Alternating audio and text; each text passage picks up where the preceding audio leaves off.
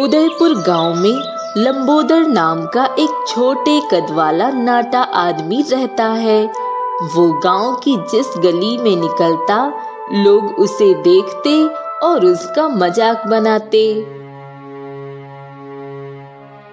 अरे अरे, वो देखो, नाटा जा रहा है। कितना छोटा कद है इसका। हाँ हाँ, मेरा 6 साल का बेटा भी इसके कद से ऊंचा हो गया है और ये नाटा ही रह गया। नाम इसका लंबोदर है और है ये छोटे कद वाला नाटा। अरे भाई लंबोदर, कहाँ जा रहे हो? बच्चों के साथ स्कूल जा रहे हो क्या? बच्चे भी उस पर खूब हंसते हैं। बेचारा लंबोदर वहां से चुपचाप चला जाता है और एक फैक्ट्री में जाता है, जहां का मालिक उसे देखता है तो लंबोदर से कहता है, अरे अरे बेटा, तुम यहाँ कहाँ घुसे चले आ रहे हो? जाओ बेटा, स्कूल जाओ। अरे नहीं मालिक, आप गलत समझ रहे हैं। मैं बच्चा नहीं हूँ, मैं 28 साल का नौजवान हूँ। आपके पास काम मांगने आया हूँ। क्या तुम 28 साल के हो? हाँ मालिक, ये देखिए मेरा आधार कार्ड, इस पे मेरी उम्र लिखी हुई है। हाँ, आधार कार्ड पे तो तुम्हारी उम्र 28 ही है, पर तुम तो बच्चे लगते हो। तुम्हारा तो कद भी बच्चों वाला है। मालिक, मैं नाटा हूँ, छोटे कद वाला। मेरी ऊंचाई जब मैं 5 साल का था, उसके बाद बढ़नी बंद हो गई, इसीलिए मैं इतने ही कद का रह गया। मालिक, मुझे कोई काम दे दीजिए, बहुत मेहरबानी होगी आपकी। देखो लंबोदर, फिलहाल फैक्ट्री में अभी तो कोई काम है नहीं तुम्हारे लायक, और अगर हम तुम्हें रख भी लेंगे तो आए दिन पुलिस वालों का यहाँ आना जाना रहता है। वो तुम्हें देखेंगे तो हम पे बाल मजदूरी की धारा लग जाएगी और मेरी फैक्ट्री भी बंद हो सकती है। तो लंबोदर, मुझे माफ कर दो, तुम कोई और ही काम देख लो। लेकिन मालिक, अभी तो मैंने आपको अपना आधार कार्ड दिखाया। जब मेरे पास सबूत है कि मैं नौजवान हूँ, तो आप पे कोई धारा क्यों लगेगी?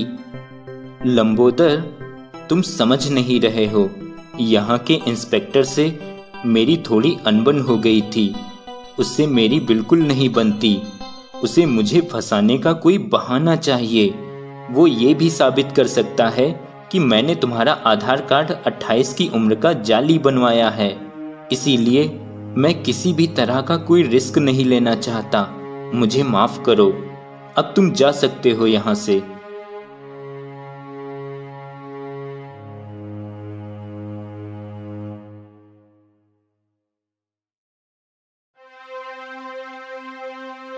बेचारा लंबोदर निराश होकर वापस घर आ जाता है।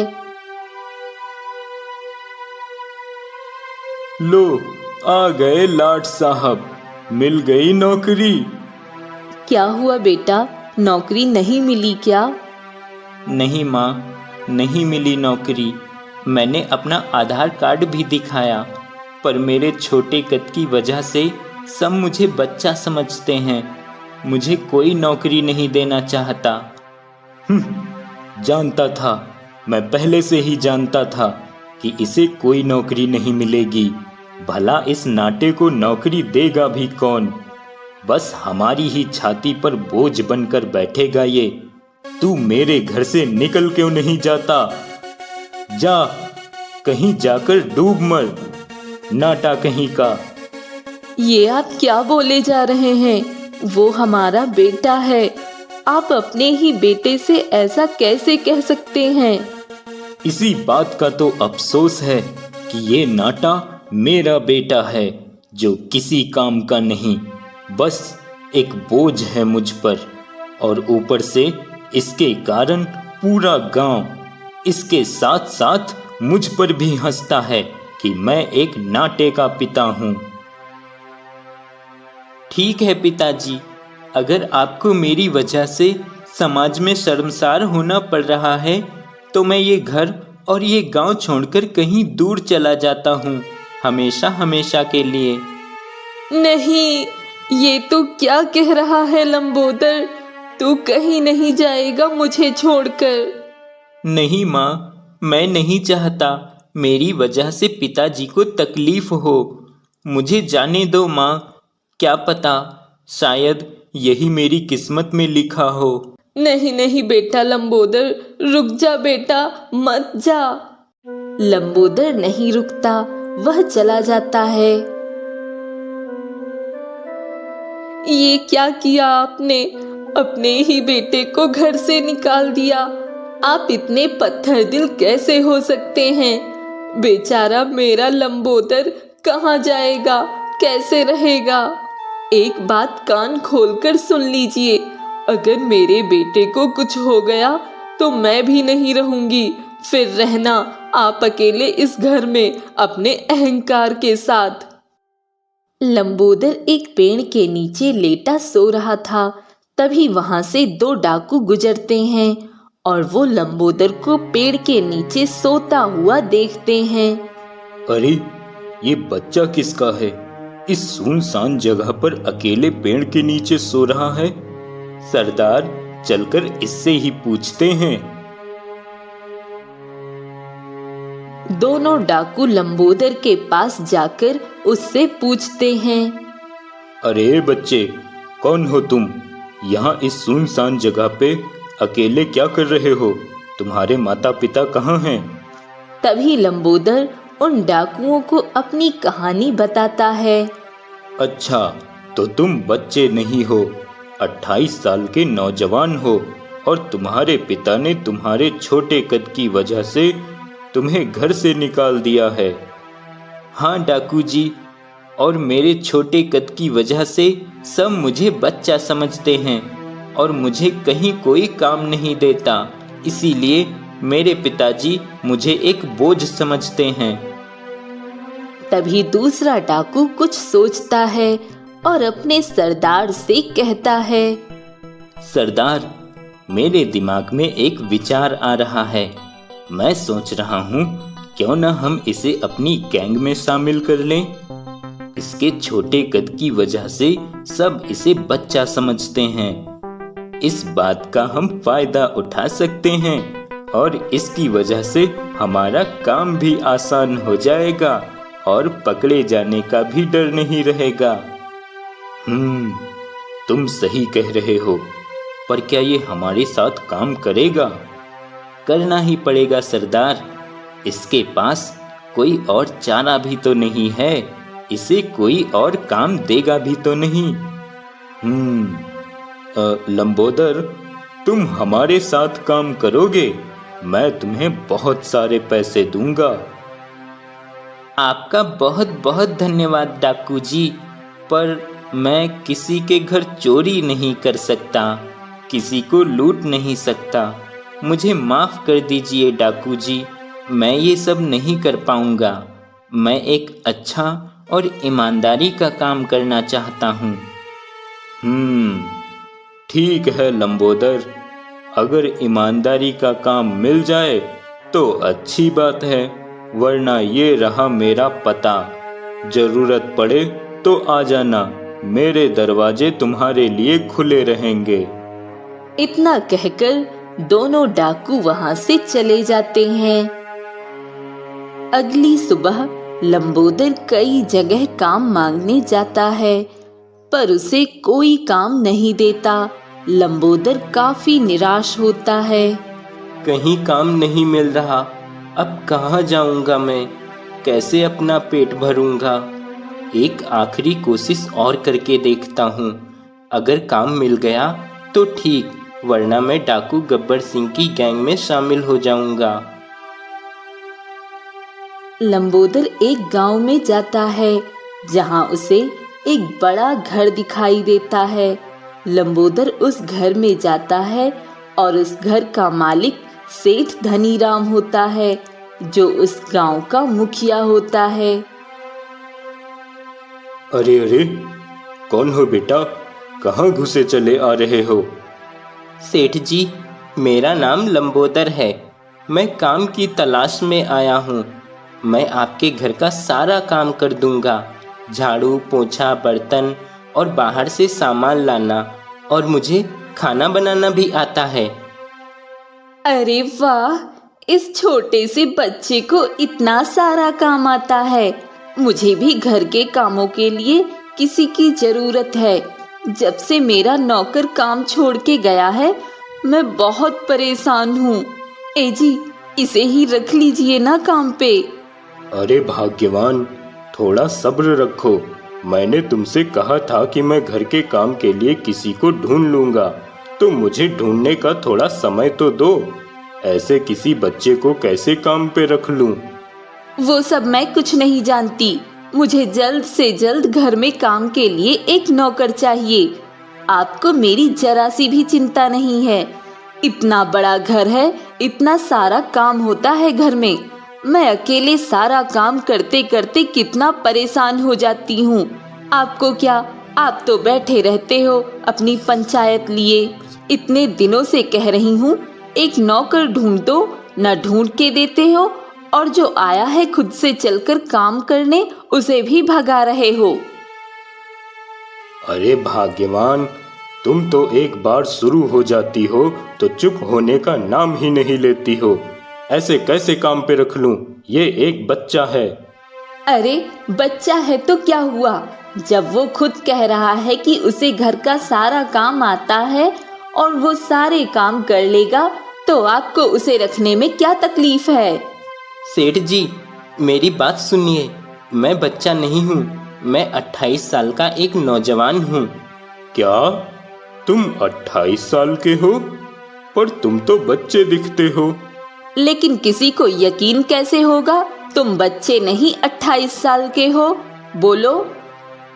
सेठानी जी, ये रहा मेरा आधार कार्ड। इस पे मेरी उम्र लिखी हुई है।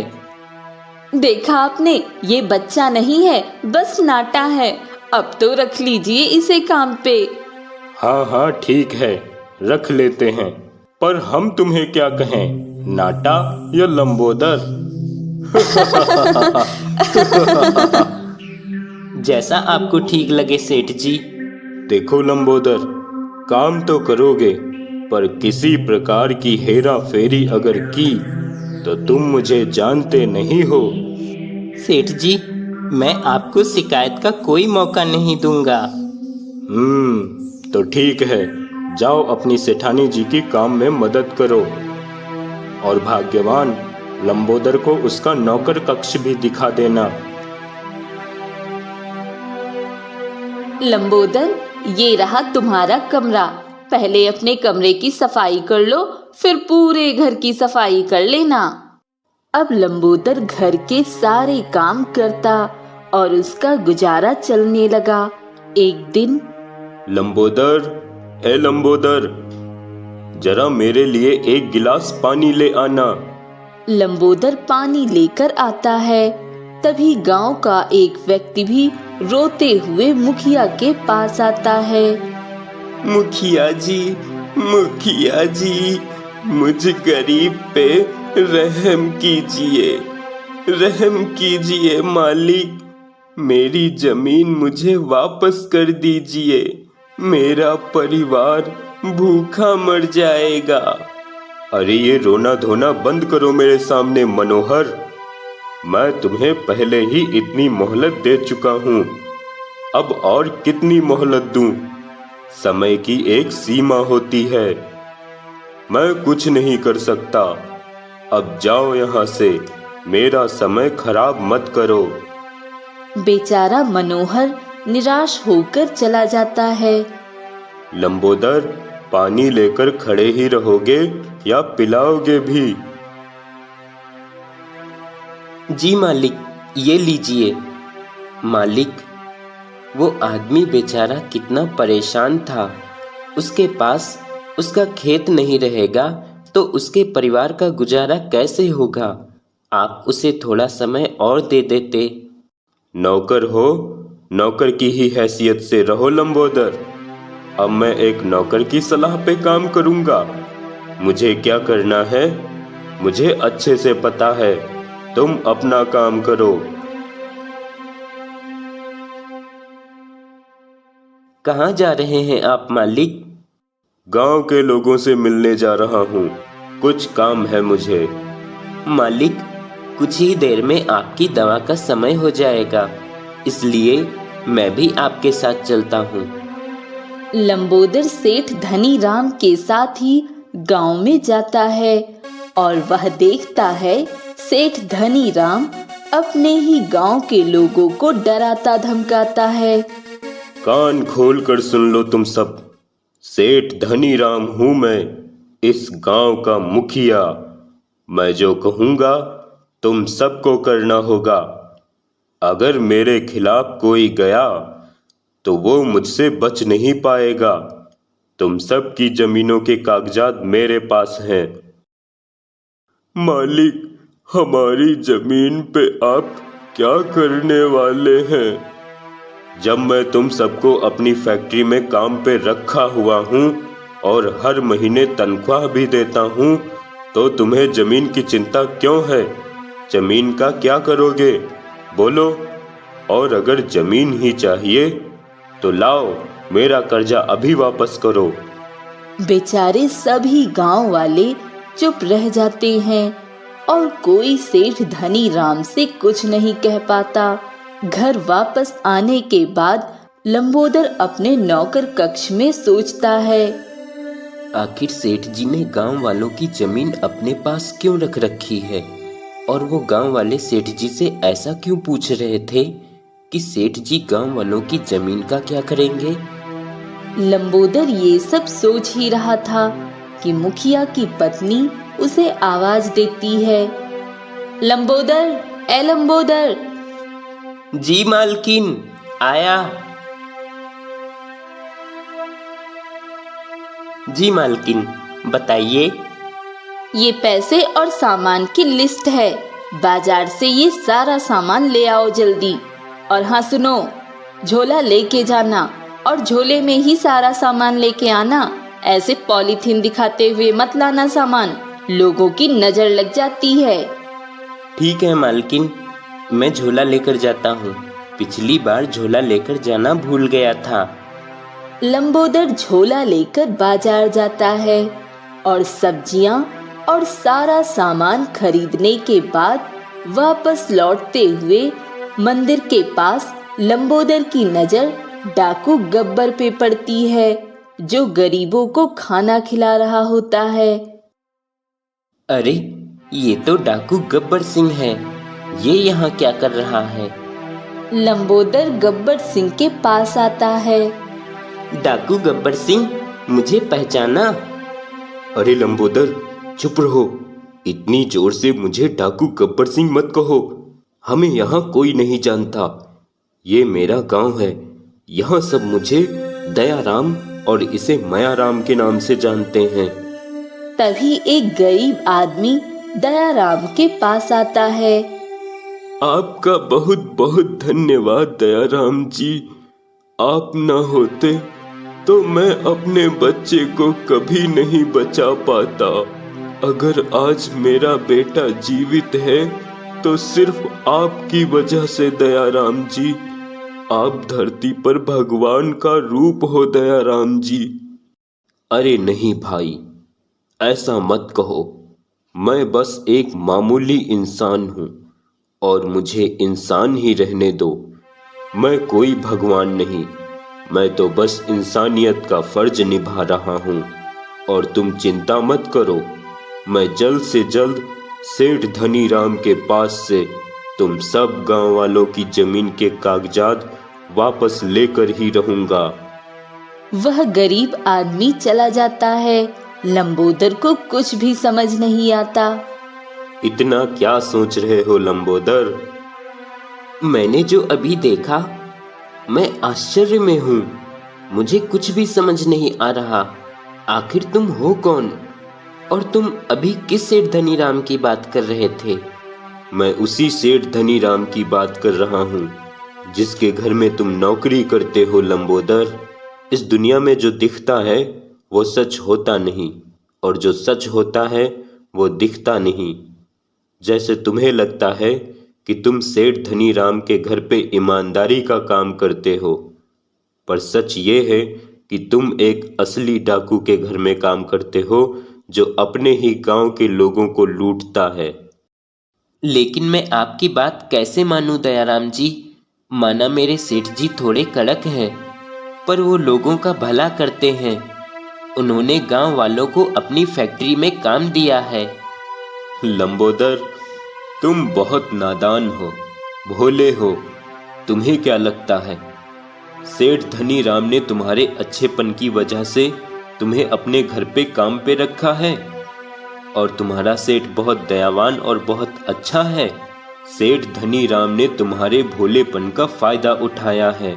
लंबोदर, अनजान होते हुए भी उसने तुम्हें काम पे क्यों रख लिया? दरअसल वो तुम्हें पहले से ही जानता है, बस तुम ये बात नहीं जानते। और हाँ, उसने गांव वालों को फैक्ट्री में काम पे क्यों रखा है, पता लगाओ तो तुम्हें ये भी पता लग जाएगा। अच्छा, मैं चलता हूँ, बहुत देर हो गई है, मालकिन गुस्सा करेंगी।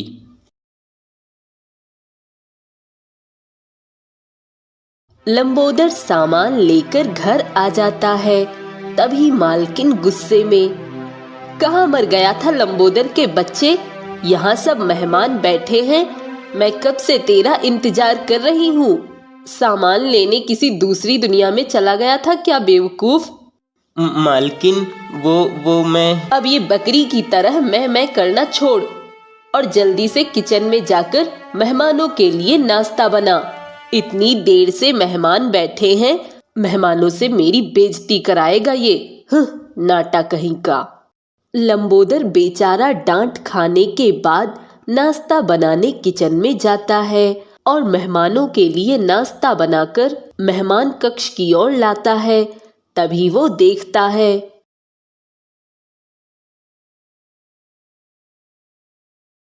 अरे, ये तो मेरे गांव उदयपुर के मुखिया जी हैं, ज्ञानदास जी। ये यहाँ कैसे? तभी लंबोदर चुपके से उनकी बातें सुनता है। अरे ज्ञानदास जी, भला गांव में इतनी किसी की हिम्मत भी है कि वो आकर मुझसे अपनी जमीन के कागजात मांग सके? वो सब मूर्ख और डरपोक हैं। मैंने सभी को थोड़े थोड़े पैसे देकर उस पे भारी ब्याज लगा दिया, जिसे वो तो क्या उनके बच्चे भी नहीं चुका पाएंगे।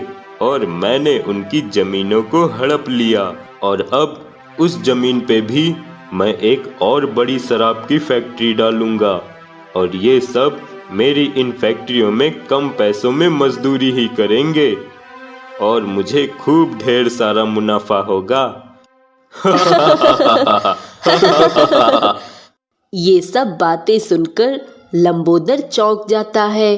तभी मालकिन लंबोदर को नाश्ता लेकर खड़ा देखती है। ए लंबोदर, नाश्ता लेकर खड़ा ही रहेगा क्या? लंबोदर नाश्ता मेज पर रखकर जाने लगता है। अरे लंबोदर, कैसे हो? तो तुम यहाँ नौकरी कर रहे हो? जी मुखिया जी, मैं यहाँ नौकरी कर रहा हूँ। मुखिया जी, मेरे माता पिता तो ठीक है ना? हाँ हाँ लंबोदर, तुम्हारे माता पिता बिल्कुल ठीक हैं। तुम यहाँ आराम से नौकरी करो, परेशान मत होना। मैं हूँ ना पूरे गांव का ख्याल रखने के लिए। हा हा हा हा हा हा हा हा हा हा। आपका बहुत बहुत धन्यवाद मुखिया जी। लंबोदर के जाने के बाद, धनीराम जी, आपने यहाँ अपना रौब जमा रखा है और मेरे गांव उदयपुर में मैंने अपना। अब इस लंबोदर को ही देख लो, ये अपना घर छोड़ के क्या आया। मेरे लिए ये और भी अच्छी बात हो गई। मैंने इसकी सारी जमीन और इसके घर के कागजात सब अपने पास रख रखे हैं। समय आने पर उन दोनों को मैं धक्के मारकर बाहर निकाल दूंगा। तब तक तुम इसे अपने घर पर ही नौकर बना के रखो। फिक्र मत कीजिए ज्ञानदास जी, आपके कहने पर ही तो मैंने इसे अपने पास काम पे रख लिया। और इस बेवकूफ नाटे को लगता है कि हमने इस नाटे को इसकी अच्छाई पे अपने घर पे काम पे रख लिया है। वैसे देखा जाए तो ये बेवकूफ नाटे को काम पर रखने में फायदा ही हुआ है। इसकी इतनी बड़ी जमीन हमारे हाथ लग जाएगी और हमें हमारे इशारे पर नाचने वाला कम पैसों का एक नौकर भी मिल गया है। इस लंबोदर की जमीन काफी बड़ी है और इसके बाप ने इसे नाटा होने की वजह से जो इसे घर से निकाल दिया, उससे हमारा रास्ता और भी साफ हो गया जमीन पाने का। और उन दोनों को तो मैं आसानी से निकाल दूंगा उनके घर से। लेकिन अगर ये लंबोदर वापस अपने घर आ जाता तो थोड़ा मुश्किल हो जाता जमीन हड़पना। इसीलिए मैंने आपसे इसे काम पे रख लेने को कहा था धनीराम जी। लंबोदर उन सभी की बात को चुपके से खड़ा सुन रहा होता है और उसके पैरों तले जमीन खिसक जाती है। हे भगवान, ये मैंने क्या कर दिया? जरा सी बात पे मैं घर छोड़ के आ गया। पता नहीं किस हाल में होंगे मेरे माता पिता। डाकू गब्बर सिंह ने सही कहा था, शराफत का मुखौटा पहने असली डाकू तो ये लोग हैं जो सरेआम गांव वालों को लूट कर उनका खून चूस रहे हैं। लंबोदर चुपके से सेठ धनीराम के घर से निकलकर डाकू गब्बर सिंह के पते पर पहुंच जाता है और उससे सारी बात बताता है। मैंने तो तुमसे पहले ही कहा था लंबोदर, पर तुम्हें मेरी बातों पर यकीन कहाँ था। मुझे माफ कर दो, मैंने आपको समझने की कोशिश भी नहीं की। मैं तो बस एक ईमानदारी का काम करके अपने जीवन का गुजारा करना चाहता था और अपने पिता को दिखाना चाहता था कि मैं भी कुछ कर सकता हूँ। पर मुझे क्या पता था कि मेरे जाने से मेरे माता पिता को पैसों और जमीन के भूखे ये लालची सेठ लूट खाएंगे। सरदार, ये समय ये सब सोचने का नहीं है।